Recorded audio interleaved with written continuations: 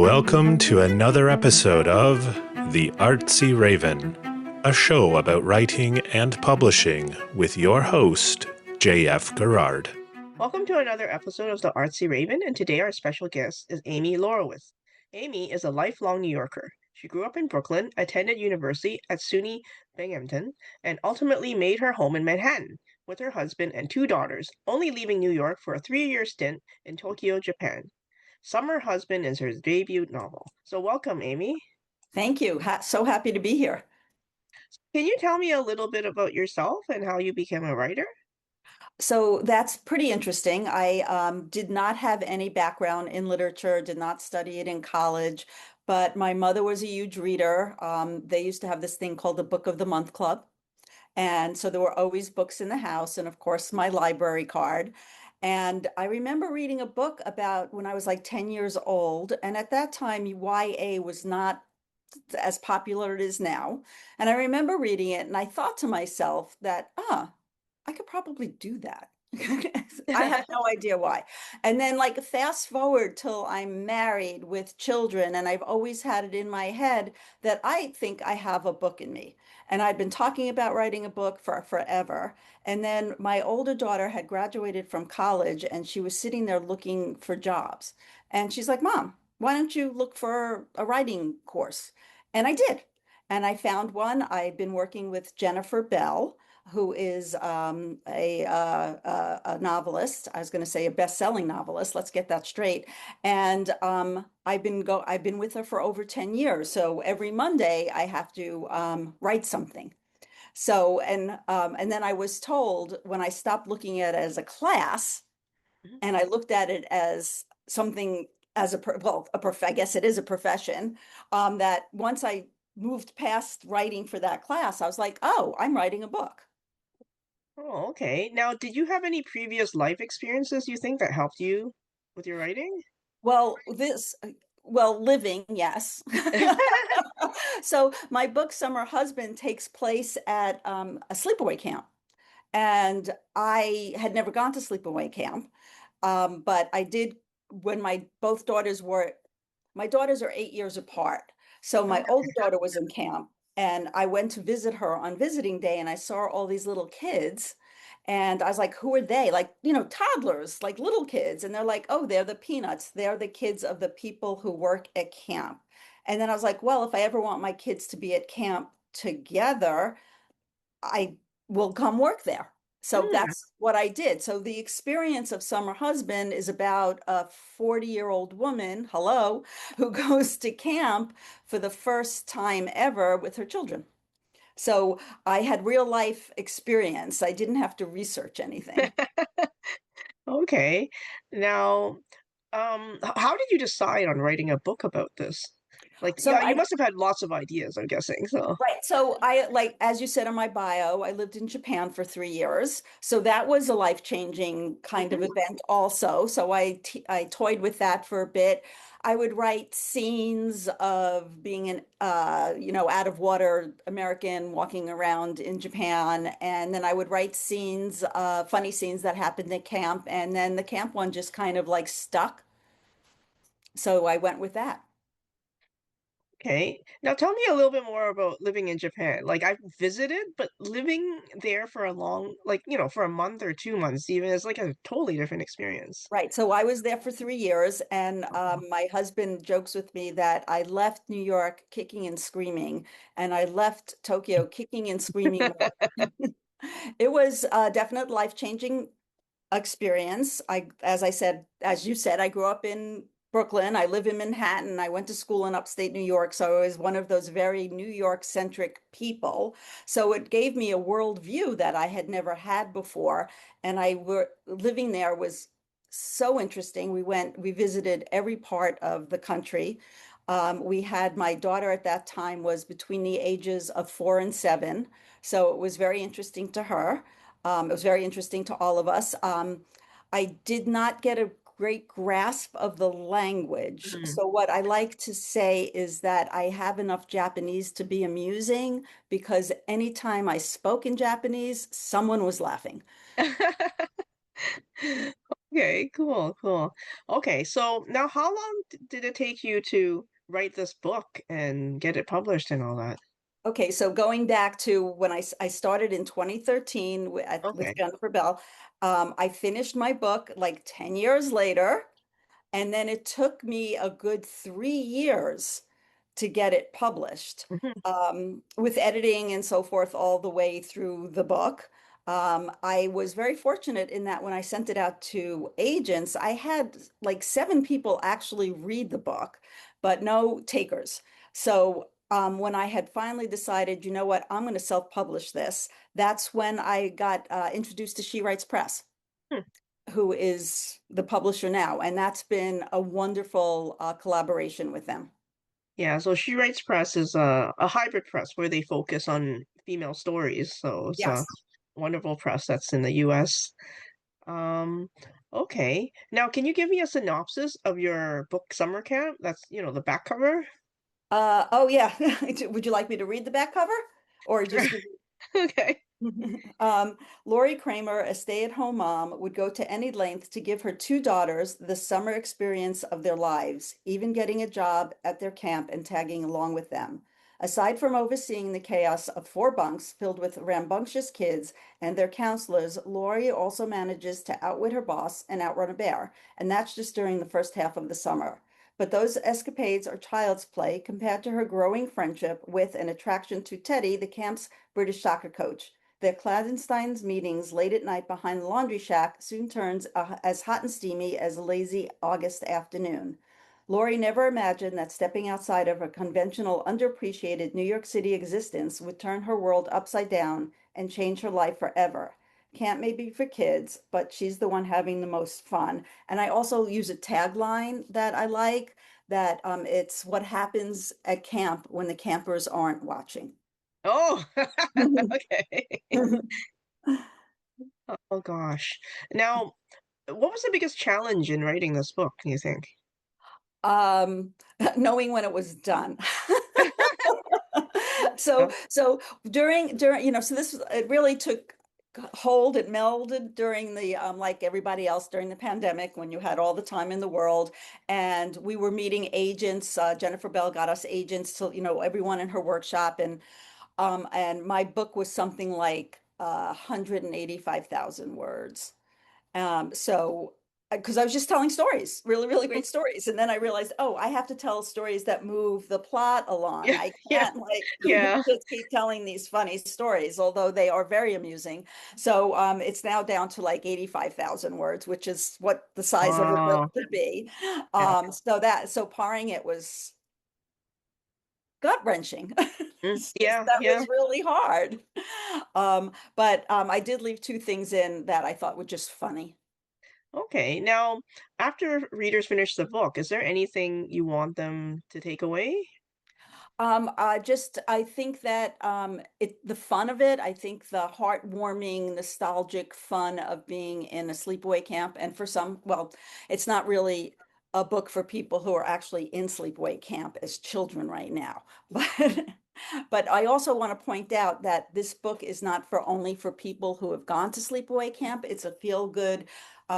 You learn lessons. Lori learns the how to, to take down a bully, makes new best friends, learns all the things that she needs to, the self-confidence, all the things that she had and lost along the way, she gains it back. I like to say that if it's like the Ted Lasso of a book, like you did not need to know anything about soccer to have enjoyed that book. So I look at this, you don't need to know anything about sleepaway camp to enjoy this book, but it does put you in a fun place and time.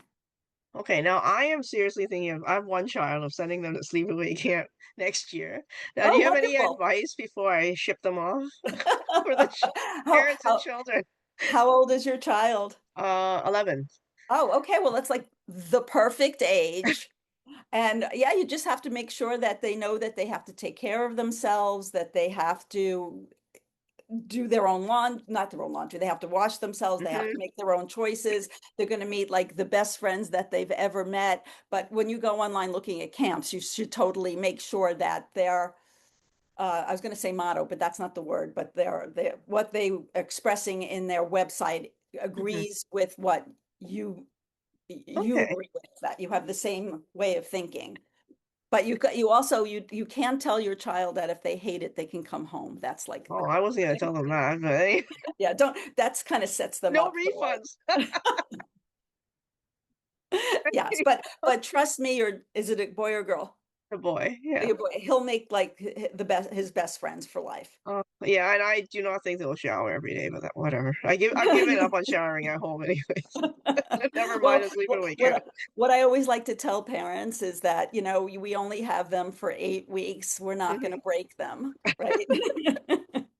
Okay, okay. Now, when you first started writing, did you develop any habits or routine to do it? Um, no. Okay. Um, what I do now is, like I said, I was writing for the class, so which was Oh, on a okay. Monday, so I would Yes. usually write on Mondays. Now I write every day Okay. because my next book I don't want it to take 10 years. Um, so I do write every day, and I write until basically I need to stand up. And then I try to do go for a walk or do some exercise basically because my butt is tired. Okay. Now, what advice would you give to someone that's also starting to write? Well, I think that Well, just to back up 1 second, at the beginning when I was writing, I used to not tell people what my book was about because I didn't want anyone to like steal my idea. Yes, I've heard But that. Yes. but it's so hard to write a book. Yeah. It's not like someone's going to go sit down and do it. So my advice is that just try every day. Just put some words down. Never throw anything away. You could put it in a file that says maybe look at later, and just keep going at it. And then you eventually learn the conversations, the arcs, the when Jennifer would tell me, okay, I was with her for a couple of years, and she said to me, okay, well, you write really good stories, but like, where's the growth? Where's the arc? Who's the protagonist? And I was like, All what? these things. Yeah. What? So until you figure that all out, but be persistent. Read the genre that you like. See what you're doing, and you just gotta dog at it. Just keep going. Cool. Okay, so you're going to do a bit of a reading for us. Can you give it a bit of context before you start? So I thought about this a lot because it's a 10-minute reading and I didn't want to have to cut a chapter down, but I decided to go with chapter 8. No, no, chapter 8. It's called Campfire Karaoke, and it kind of will put you into the camp mood. This takes place while Lori, the protagonist, is still at orientation and she's getting to know how to maneuver at camp. Okay, sure. And it is a 10-minute long chapter. All right. Okay, chapter 8, Campfire Karaoke. I awoke to the shrill beeping of my cheap alarm clock and turned it off immediately, aware of how thin the walls were. I chose to get up almost an hour before the rest of my cabin mates, so I'd have the bathroom to myself.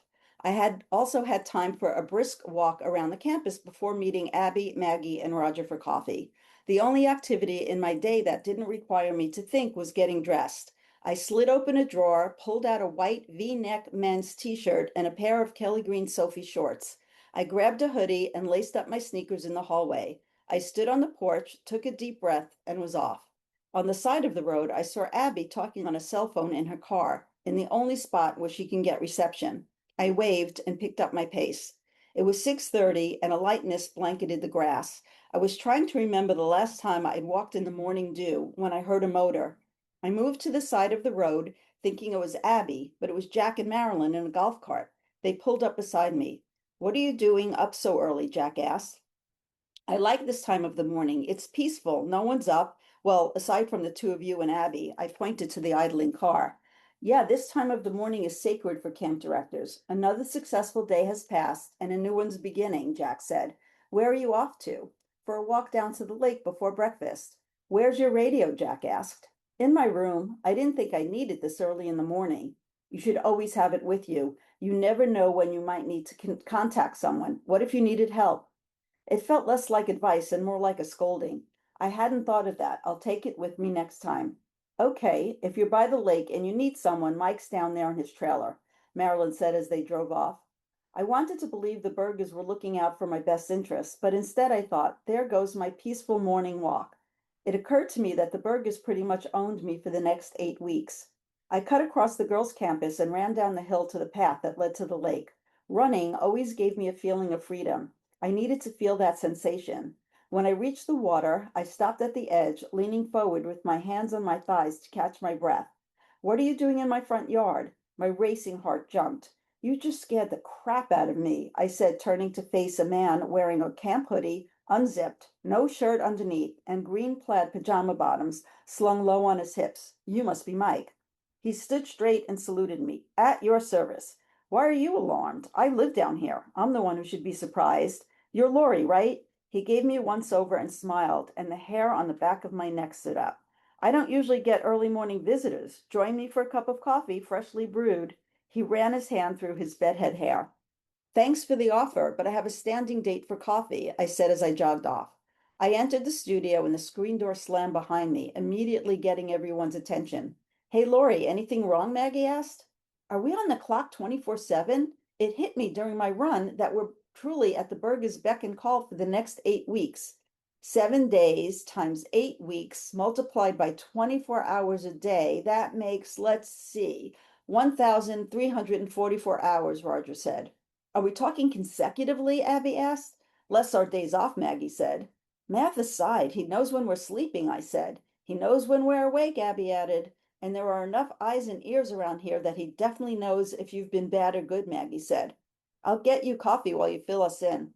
I met Mike down by the lake, the guy who lives in the trailer at Waterfront. There was something, I don't know, something salacious about him. You know, part sexy, part skanky. Salacious Mike. I love that. Can we start calling him that? At breakfast later, I'm going to say, "Hey, Salacious Mike, can you please pass the salt?" Maggie said. "I don't think it's a good idea to make fun of a military man, especially a Navy SEAL. They can kill you with their bare hands," Roger said.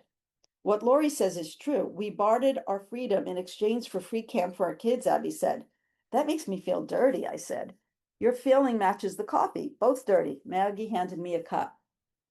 "What are we going to do with this revelation?" I asked. "We signed on to work here for the summer, so let's reframe it as a fun adventure where we get to share with our kids." "You know, Maggie, I find it irritating how you always see the big picture so clearly and put it into words so succinctly." Abby dumped a cookie into her coffee. Maggie shrugged. "It's a gift. I guess I can get through anything as long as I can see the light at the end of the tunnel." I said, "At least we have each other for the next 8 weeks. I'm happy we'll be sharing this experience together. Otherwise, I think I'd lose my mind." "How bad can it be? Mindy and Bethany keep coming back year after year," Maggie said.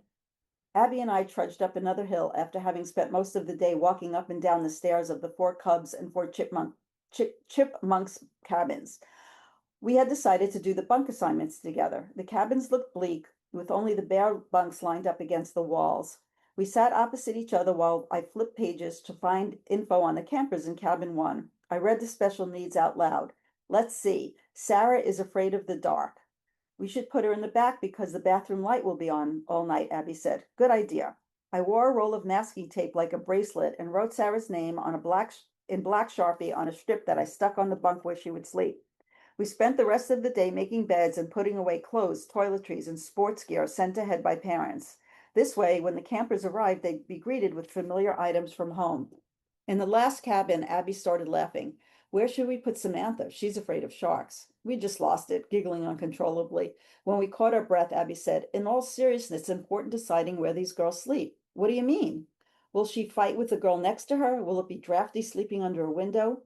Or will they become BFFs and be the maid of honors at each other's weddings?" I wasn't thinking quite so long term, but yes, that's what I mean, Abby said. "If that's true, I hope we didn't screw this up because at the end of the day, every day it'll be our headache." "Or our joy," Abby smiled. Whatever the outcome, it took the entire afternoon to decide the fate of 96 campers and 24 counselors. The evening activity was campfire karaoke. When we arrived at the clearing, there was a fire blazing in the stone pit. The karaoke equipment was set up and people were milling about. Maggie and Roger waved us over to where they sat on benches facing the campfire. Roger thumbed through a list of songs. When he found what he was looking for, he put in his request. "Roger used to be the lead singer for a band when we were in college. I was as big as Groupie. Still am," Maggie said. Jack picked up the microphone and welcomed everyone to the annual orientation campfire karaoke. I like to start off each summer singing that funny camp song. I yelled out, "Hello, Mother. Hello, Father." "Yes, come sing it with me." Abby squeezed my arm. Teacher's pet. I needed to learn to keep my mouth shut. I turned to the other DLs. "Who's with me?" Sam, who was half my age and would be Zelda's DL, said, "And commit social suicide?" Jack spoke into the microphone. "Come on, Laurie, can't keep our audience waiting." I shrugged. Time to face the music. The song was cued. "Don't leave me out in the forest where I might get eaten by a bear." It was fine at first, but then Jack draped his arm around my shoulders, making me uncomfortable. When I maneuvered away, he grabbed my hand. His palms were sweaty, but I managed to keep a smile on my face the entire time. "Mother, Father, kindly disregard this letter." I shook myself free and gave Jack a high five to avoid the possibility of a hug, and quickly handed the microphone to Di, who was waiting with the next group up, the Aussie contingent who thundered to Down Under. Gilda patted me on the back. "You handled that like a pro." A few songs later, it was Roger's turn. It was incongruous to see this oversized man not only belt out "It's Not Unusual" in a deep, sexy Tom Jones voice, but he swiveled his large frame around like a professional dancer. The entire staff were on their feet, dancing, singing, and cheering Roger on. I was bopping between Maggie and Abby when Abby said, "Remember how women used to throw their undies at Tom Jones?" I was caught up in the moment, and without another thought, I reached under my t-shirt, unhooked my sports bra, pulled my arms through the straps, and tugged it out of my sleeve. I stood on the bleachers, swinging it above my head. "It's not unusual to find out I'm in love with you." The crowd went to a frenzy when I tossed it, and it landed on Roger's belly. Astonished, he picked it up. The look on his face was priceless. He had a huge grin, and he gamely twirled it over his head and flung it back into the crowd. I surprised myself. I hadn't done anything that spontaneous and silly since I had taken my bra off while studying for finals in one of the corrals in the science library, and my roommate grabbed it and slingshot it over the cubicle. Maggie and Abby had tears streaming down their faces from laughing so hard. I watched the trajectory of the bra as it spiraled into the crowd. People were tripping over each other to catch it as if it were the home run winning ball at the World Series. I couldn't tell who nabbed it and wondered if I'd ever see it again. At least it was clean. Abby handed me her hoodie. "Here, put this on. It's apparent that you're cold." Gilda found me once again. "I hate making a fool of myself, even though I always manage to. But you don't seem to mind." "Thanks, I think. What I mean is that you're good at it. You intentionally make people laugh." I excused myself. I wanted to tell Roger how great he was, but then Ted appeared in front of me, my bra dangling from his finger. "I believe this belongs to you." I took it, balling it in my fist. "Did you catch it?" "No, but I made sure to retrieve it before it ended up flying from the flagpole tomorrow morning." I hoped it was too dark for him to see me blush. "How very gallant of you." He had a playful smile. "I'm glad you took my advice seriously." And that was, have fun and be campy. Well, thank you very much for taking the time to be with us today. Oh, thank you for having me. This was a joy. The Artsy Raven is produced by Dark Heel Express. Introduction voiceover by Chris Gorman. Music by Tim Moore. Please access your bonus content on the Patreon website. Thank you very much for listening, and please stay safe.